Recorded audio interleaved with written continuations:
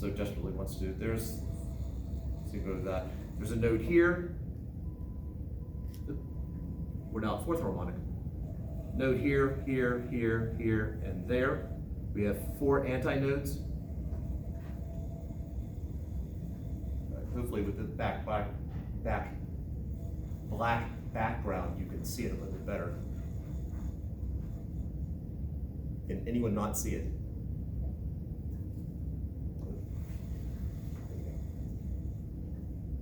I will trust that you can. As I apply more tension to it, I go to a smaller harmonic.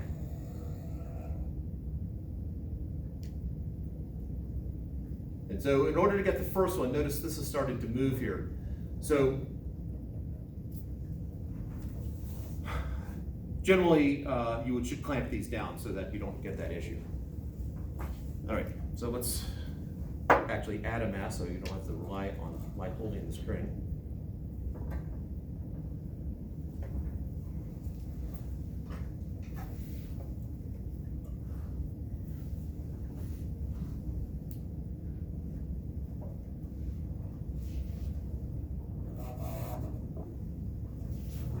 Now when I do this, I want this end over here to be on the pulley.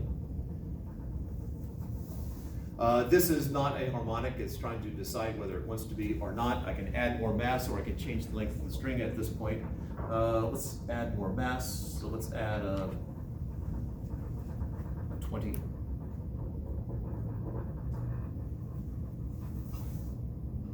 Slightly more stable. I have a node here, here, and here, but I want the node at this point. As I increase tension, the nodes should shift that way, so I'll add more mass, and then drop mass. So close. All right, let's take those off, put on a 50.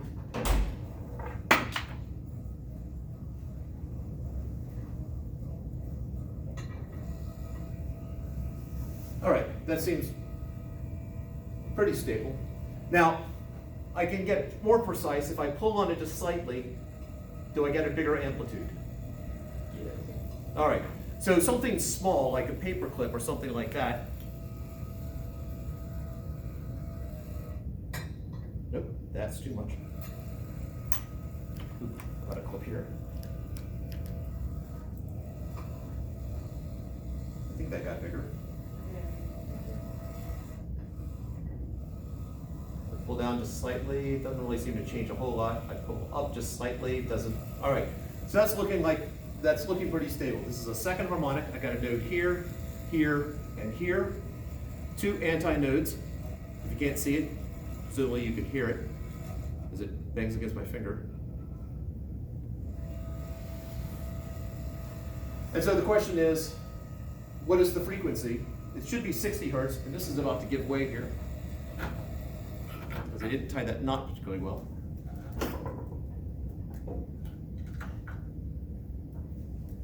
All right, so let's do some math.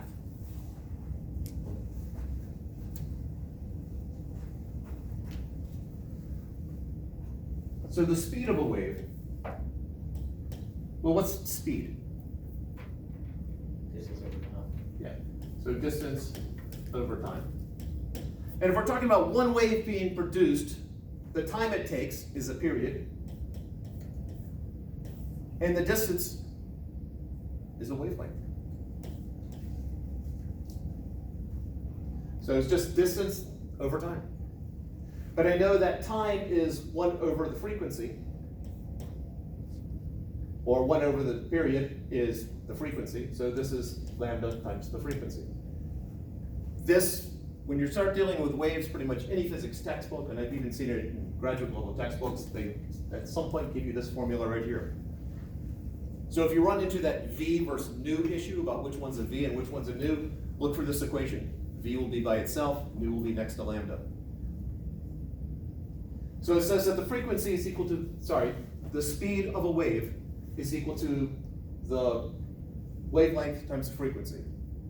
Or, if you're feeling it, frequency times wavelength, depending upon your mood.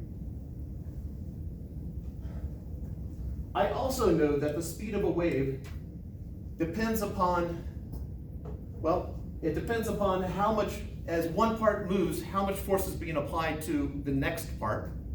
Because a wave can only work if, as one part moves, it pulls or pushes on another part of the medium. So it depends upon some force term divided by, well, how much mass am I moving? So I'll label as inertial term.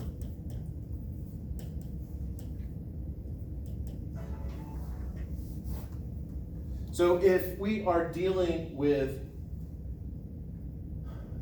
three-dimensional waves, two-dimensional waves, one-dimensional waves, waves traveling on the string, waves traveling through the air, traveling through the earth, this is the generic formula right here. It always seems to break down to this.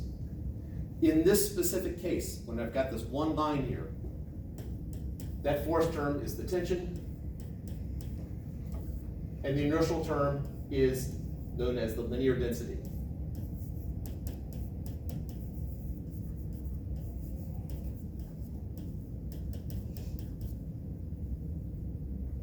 Dramatic pause for questions.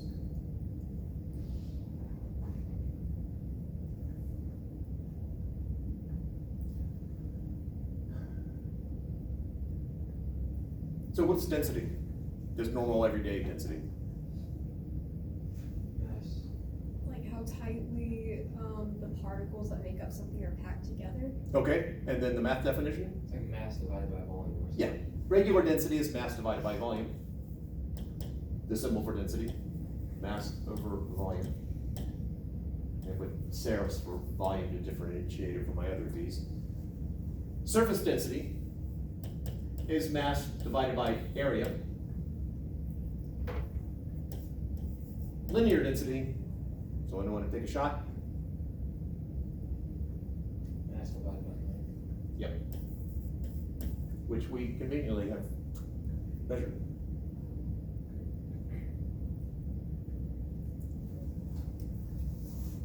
All right, so let's find the linear density. So mu is the mass divided by length, so that I'm going to put it into SI units. So grams to kilograms, 3 decimal places. So 0.0018 kilograms. Divided by our length, I'm going to put that into meters, so 1.783 meters. If someone would be kind enough.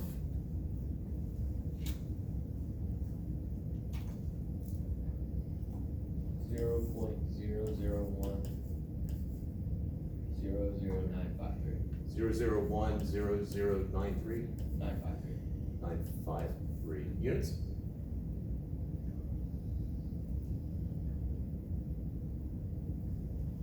Kilogram meters. Did I miss something? You said kilogram meters? Yeah. So close. Kilograms per meter. Per meter, yeah. Kilogram per meter.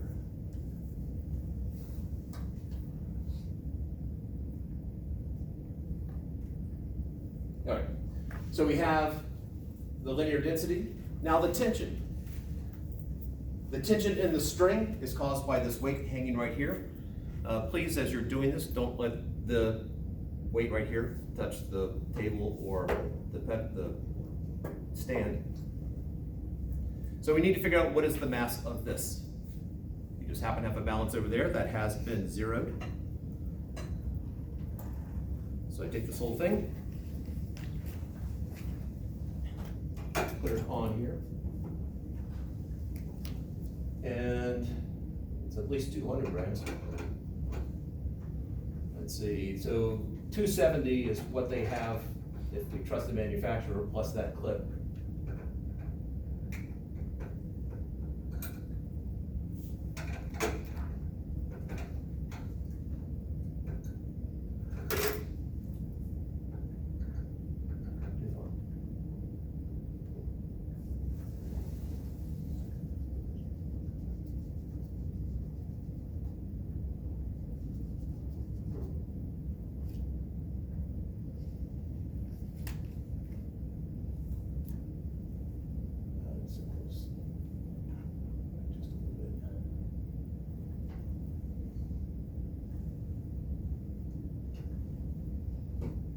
All right, so 272.39. 272.39. So my hanging mass, 272.39 grams.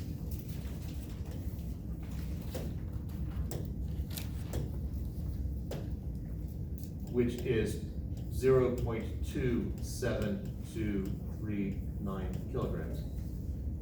Now we haven't found the tension yet, but if we think about it, I've got that much mass hanging on the end here.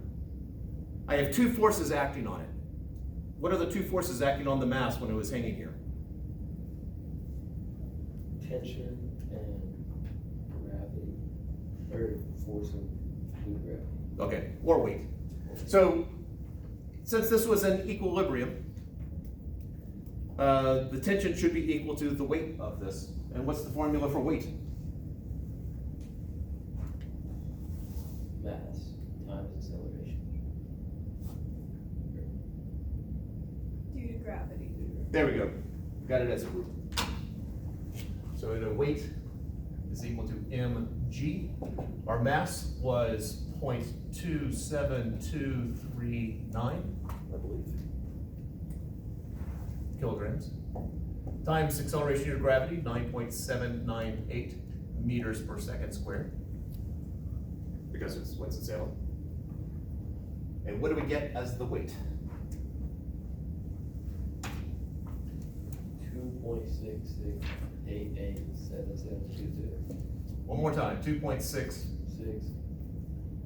6887722. Units? Units. It's a force, better be units. All right, so we have the weight of this object. So we now know the tension, and we know the linear density. So let's figure out what the speed should be based upon that.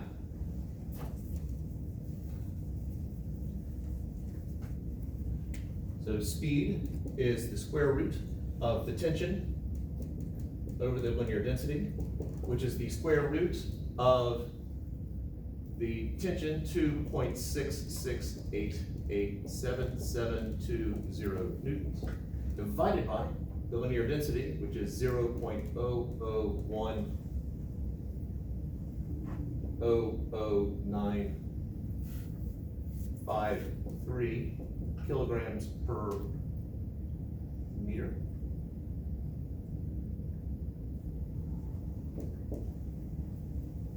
So based upon tension and linear density, what is the speed? 51.4167. 51.4168 4168 units. Hertz. Meters per second.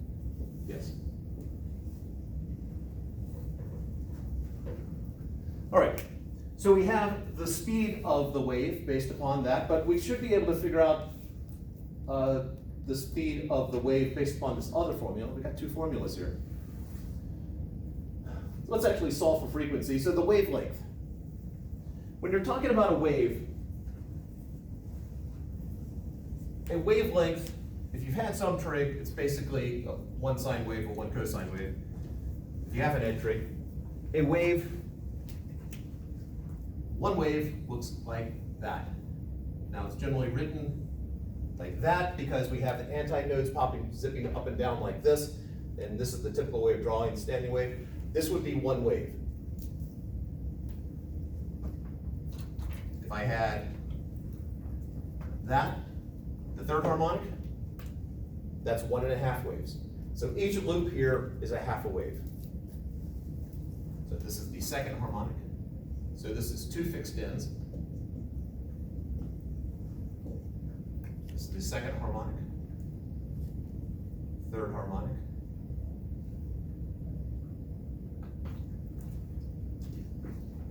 So this is one wave.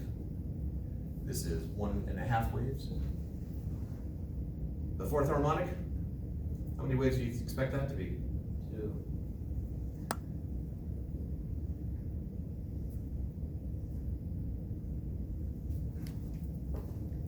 And as a matter of fact, whether we're dealing with 2 fixed ends, 2 free ends, or a fixed and a free end, once you have the first harmonic, you add a half one every single time. So the first harmonic would be a half wave. It basically looks like that. That's a half of a wavelength, or for the decimal fans, 0.5 wavelengths. So what I need to know is, since that was a second harmonic, I need to know what this length was here. So this was on that, and that was up forward, so basically that distance right there. We conveniently have tape measure. So that was leaning up a little bit, I need it longer.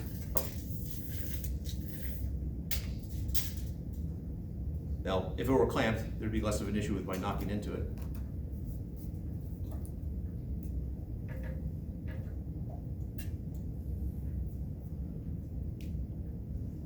So from the point where it touches the pulley to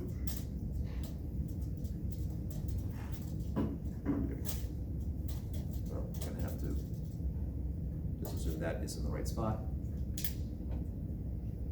88.3 centimeters. That is the vibrating length.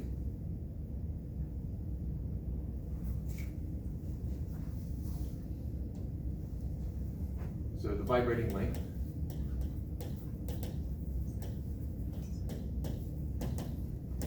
I said 883, I think, meters. So my speed of the wave is the frequency times the wavelength. And my speed, I had 51.468 meters per second, is equal to the frequency times 0.883 meters.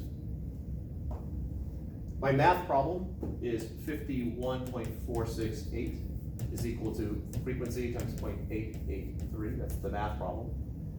And how do you solve for frequency?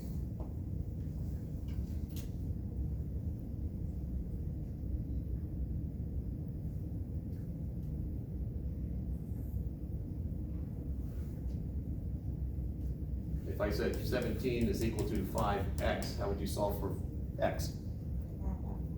Yeah, so over here, divide by 0.883.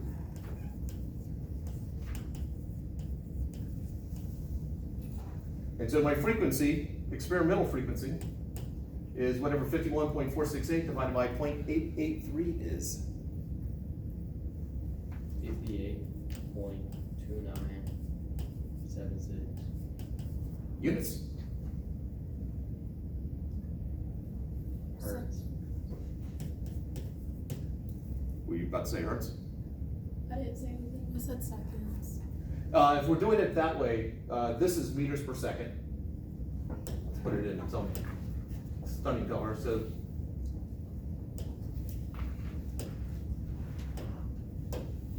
this is meters over seconds, and this is meters. So that's a meter per second divided by a second.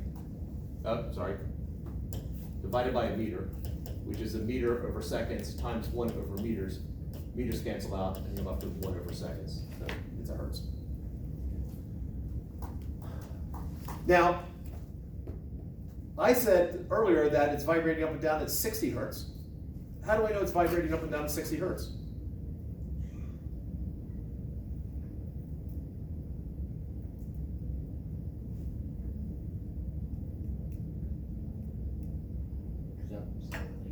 Or that's what you said that? That's what you said, the little machine there? No, I did not set that. Matter of fact, the manufacturers probably didn't. If I took it to Europe, it would not be 60 meters per second, or 60 hertz. It'd be 50 hertz in Europe. How does that work? We have a current running through here, and basically an electromagnet is inside. Basically, electromagnet pulls up and then pushes down, pulls up, pushes down. And so the rate at which the magnet is changing is the same rate at which the current is coming out of here. We live in alternating current, and so our current cycles back and forth. The particles move back and forth 60 times a second. That's where the 60 comes from. It's just based upon our electrical grid. Wait, so does Europe use like DC or something?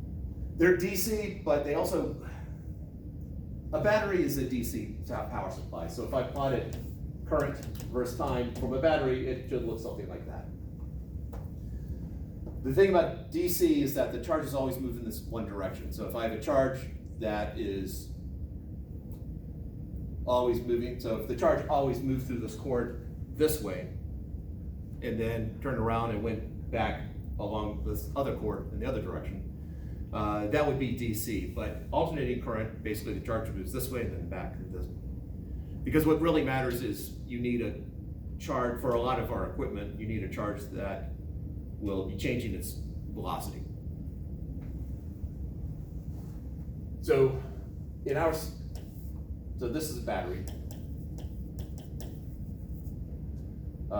In the US, Canada also, basically our current is doing this maneuver. So it goes in one direction, then turns around, goes in the other direction. In Europe, the way it's manufactured is it does this. So it's always going in the same direction, but it does oscillate. 60 times a second, in Europe 50 times a second, because that's the standard they set. And one of the reasons why we use AC and they don't is that when the decision was being made, it turns out AC is far more efficient over long distances, and we were much more spread out here than in Europe. And so they have more centralized plants, which don't have to move as far, and we just have a plant that would cover however many thousands or millions of acres.